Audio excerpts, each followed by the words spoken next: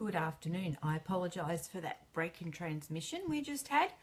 As promised this morning, I want to talk to you a little bit about mindfulness and why what matters is now. In advance, I must warn you that I was going to do this about 12, but our guide dog, Neil, decided he needed to go for a walk.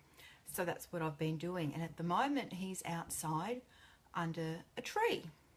So if he decides to cause all manner of mischief, I may have to cut this very short. But I really didn't want to disturb him and put him elsewhere where he was more contained, because he just looked so right in the moment, which was what we wanted to chat about today. It's a huge topic.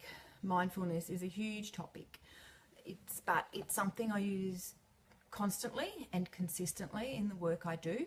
So I just thought I'd tell you a little bit more about it and why it's so important to me.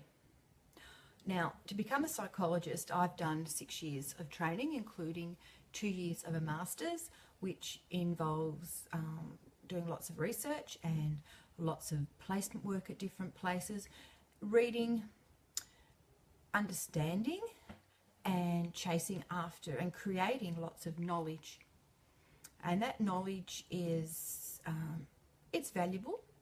But what I've come to realise the older I get and the wiser we get is that outside knowledge, it doesn't matter nearly near as much as our inner knowledge and our knowledge about ourselves. And mindfulness really relies on us being aware of ourselves, how we're feeling, what we're thinking, and what's going on for us in our lives, in all manner of our lives, in our relationships and communication, in our planning, our day-to-day interactions. It's there, it's constant. So for me, knowing myself, knowing what's going on for me so I can react to that, has become much more valuable. So that's what we tend to focus on. So in therapy, we'll talk to you about what are you feeling right now? How are things for you right now? Where do you stand? What are your values? But what is going on for you in the moment? It's also a tool we use quite frequently for people who are depressed and anxious, to ground them, to come back to reality. Because both anxiety and depression are really cruel, and they rob us of what's going on in the moment. And therefore they take away any enjoyment that we have in the moment.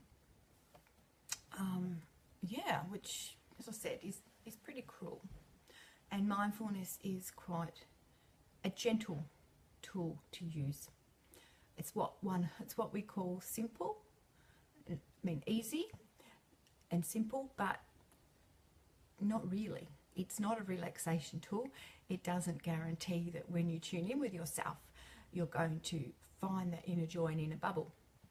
But we do know from research that we have a much greater chance of being happy if we're connected with reality and what is actually happening around us. That's a little bit about why mindfulness is so important. And the benefits are, we tend to see over time with lots of practice an increased happiness. I don't know about you, but I need all the happiness I can get in my life, and it's important. So every morning, every day, quite throughout the day, I would check in with myself. All right, how am I feeling? I notice my stomach's a bit funny. Am I worried about something on my mind? If I try breathing and connecting with my breath, is it going to go away? Am I going to feel better? So every day we create this habit, or I've created this habit of checking in and then making adjustments.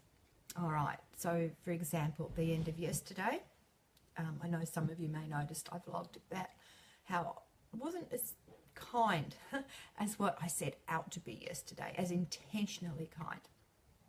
Not that I was cruel, but I just found it hard to reach outside myself. So at the end of the day, with a mindfulness approach, I'm like, wonder what was going on, what was happening, and I was feeling a bit off. So let's do a check. Does that mean I need to reconnect with people? Do I need to speak to someone? Do I need to go for a walk? Do I need an early night? And so based on what I was feeling and checking in, I could make some adjustments. So today I could wake up in a happier frame of mind. So that's a practical thing to do, because most of us spend all day on autopilot. Can you remember how you got to work? How do you remember where you parked the car? Do you have to think about what you're saying? Do you have to think about how you can talk? No, your brain knows how to do that. So lots of the functions we do on autopilot. Mindfulness makes us stop and think about what's going on, and by stopping and pausing, we then can make a choice about our behaviour. So it's a wonderful topic, and most of nearly everything I do in my work as a psychologist always comes back to that. There you go. So that's just a taste for a bit about mindfulness. I would love if you could share a comment about what I'm saying, what you think about that, and have a think about how you might be able to use that in your life. Ask me a question. More than happy to answer and have a discussion around this. There you go. So once again, I'm Kim Dunn from Positive Young Minds, and if you believe like I do that it takes a village to raise a child, please share this with others in your tribe so together we can work on growing great adults. Okay, bye for now.